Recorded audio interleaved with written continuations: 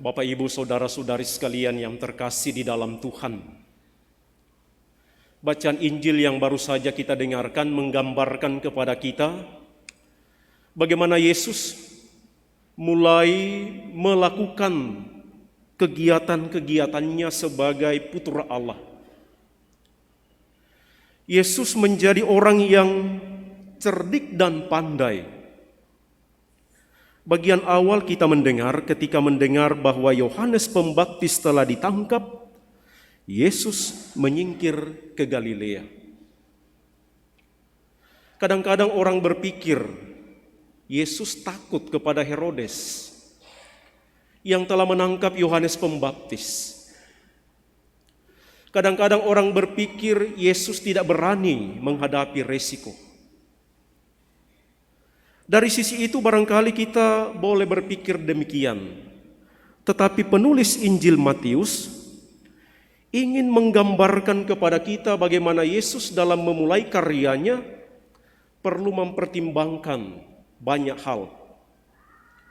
Daripada mati konyol atau hanya mengandalkan keberanian, lebih baik membuat pertimbangan demi karya yang akan dimulai. Maka Yesus adalah orang yang cerdik mencari tempat yang terbaik untuk memulai karyanya. Dan benar, apa yang dilakukan oleh Yesus itu jauh sebelumnya dinubuatkan oleh Yesaya. Kata-kata berikut dalam Injil menggambarkan, dengan demikian genaplah firman yang disampaikan oleh Nabi Yesaya. Dalam bacaan pertama sangat jelas digambarkan kepada kita bagaimana tanah Sebulon, tanah Naftali, daerah seberang sungai Yordan, wilayah bangsa-bangsa lain. Di sanalah Yesus menempatkan dirinya untuk menggambarkan mereka yang berjalan di dalam kegelapan telah melihat terang yang besar. Maka Yesus menyingkir dari Yerusalem, menyingkir ke Galilea, memenuhi apa yang telah dinubuatkan oleh Yesaya, apa yang telah direncanakan oleh Allah sebelumnya. Bukan karena takut kepada Herodes. Dengan demikian saudara-saudari sekalian, Yesus memulai karyanya dengan sangat baik. Mengetahui dan mengenal situasi di mana ia berkarya. Dengan cerdik ia mencari dan bergaul dengan orang-orang yang kemungkinan besar bisa melanjutkan karyanya. Maka dia bergaul dengan para nelayan yang biasa dan mulai berkarya di seputar Danau Galilea. Ia bertemu dengan Petrus dan Andreas. Mereka adalah pekerja-pekerja yang ulet, yang mempunyai usaha perikanan di sekitar Danau Galilea. Yesus juga berjumpa dengan keluarga anak-anak Zebedeus, Yohanes dan Yakobus. Mereka juga adalah orang-orang yang bergerak dan berjuang atau berusaha di seputar Danau Galilea sebagai pengusaha ikan. Dan saudara-saudari, mari kita membayangkan itulah situasi yang menurut Yesus orang-orang yang mampu dilibatkan di dalam karya pewartaan kerajaan Allah.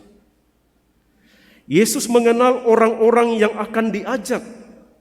Mari ikutlah aku dan kamu akan kujadikan penjala manusia. Yesus mengenal orang-orang itu untuk diajak dan ambil bagian di dalam pewartaan kabar gembira. Dan kita mendengar bagaimana kemudian mereka meninggalkan segala-galanya untuk mengikuti Yesus. Ibu bapak saudara-saudari sekalian, apa yang bisa kita renungkan dari peristiwa Injil hari ini? Yang pertama, bahwa gereja melanjutkan misi perutusan Yesus. Apa yang dilakukan oleh Yesus, itulah yang sekarang diteruskan oleh gereja. Mewartakan kerajaan Allah sudah dekat. Gereja hadir untuk membuat dan memberikan kepada umat manusia harapan dan keyakinan bahwa di tengah kelemahan dan dosa kita sebagai manusia, Allah hadir memberi keselamatan. Di tengah perjuangan dan pergumulan kita menghadapi cobaan-cobaan, Allah hadir menyapa kita, mari ikutlah aku. Dan karena itu, murid-murid yang dipanggil itu bukan hanya menjala ikan, tetapi sekarang menjadi penjala manusia. Kadang-kadang kita menangkap Yesus meminta kita mengumpulkan semakin banyak orang. Kita panggil semua orang supaya menjadi bagian dari kelompok kita. Itulah misi awal dari gereja. Tetapi sekarang jauh lebih penting adalah menjala manusia tidak hanya mengumpulkan, memperbanyak anggota, tetapi membuat supaya manusia yang dikumpulkan itu tetap melihat terang yang sesungguhnya. Supaya manusia yang dikuasai oleh kegelapan itu diberikan harapan akan terang yang sejati. Supaya manusia yang dikuasai oleh kejahatan dan dosa itu dihindarkan dari malapetaka. Menjala manusia juga berarti melindungi manusia dari kejahatan dan kebinasaan. Maka kalau kita ingin membuat dan melakukan tugas perutusan yang kita terima dari Yesus, mari kita menjaga dan melindungi sesama supaya terhindar dari kebinasaan, supaya terhindar dari malapetaka, supaya terhindar dari kejahatan dan dosa.